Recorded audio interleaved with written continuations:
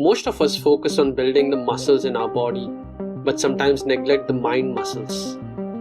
Having a fit mind means we can make better decisions and adapt to the new changes that the global economy brings.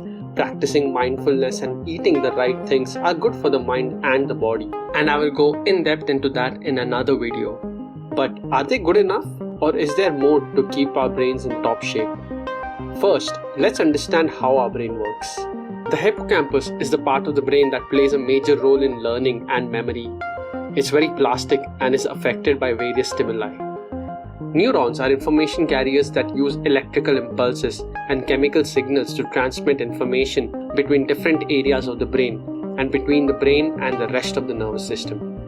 Differing from popular belief, we now know that several thousands of neurons are produced in the brain every single day by a process called neurogenesis. And these new cells are amazingly responsive to their environment. More are produced in response to exercise, antidepressant treatment, and even sexual activity. Fewer are produced in response to stressful experiences, specific drugs of abuse, alcohol, sleep deprivation, and exposure to useless media. Check out my video on effects of TV to know more on that. In short, healthy experiences produce more of the cells, and unhealthy experiences produce fewer of them. Now, the neurons present in the dentate gyrus, which is one of the two parts of the hippocampus, have a link to the functionality of the hippocampus itself, which relate to learning and memory. The good news is that new neurons are produced throughout adulthood. The bad news is that most of them do not survive. More than half of the new cells die within just a few weeks of being born. It might seem like such a waste of energy for our brains to even produce so much of them in the first place. But as it turns out, we can rescue many of the dying neurons by learning new things.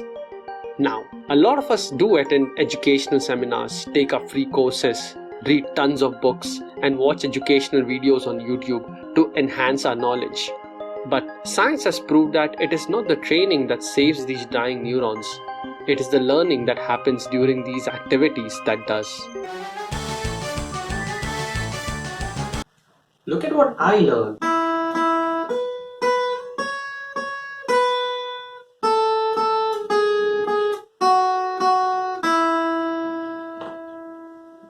That's so simple, you imbecile. It has to be something more complex. Something more complex.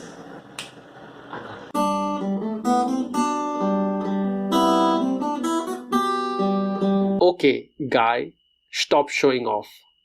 But yeah, that was complex enough. So, it's not that all kinds of learning experiences are going to shape the structure and function of the dentate gyrus by means of rescuing these cells. It's only the tasks that are difficult to learn that are considered a successful rescue mission. In other words, we need to exert effort, in this case mental effort, in order to keep the new cells from dying, just like in the case of our actual muscles. Surprisingly, studies show that the more time we take to learn something, more of the neurons survive. This is because we are constantly engaging ourselves in the arduous tasks that require more persistent activation of the hippocampus. It's not always that we learn something in one go. Sometimes we have to keep at it. On the contrary, exercises that require us to time our responses up to a few seconds lead to more adult cells surviving. These processes lead to the integration of the new neurons with the mature ones, and such integration results in a more complex yet more efficient circuit for learning in the future.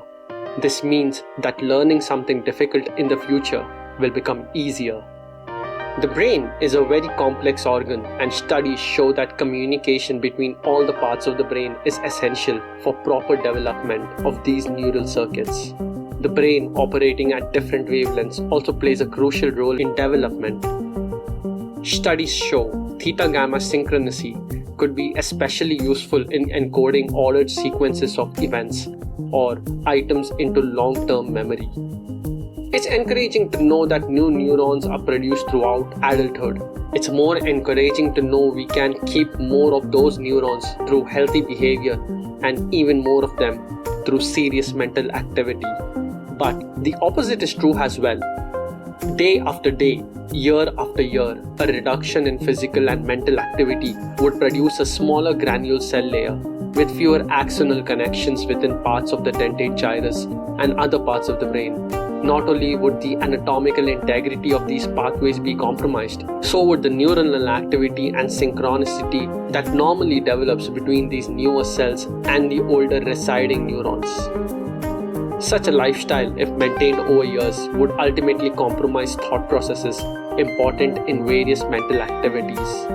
Most of us have our share of good and bad days of thoughts and behaviors, but in the long run, if we can maintain an equilibrium by often challenging our mental abilities and being moderately physically active, we can all be at the top of our mental game. Thanks for watching, and you have a good one.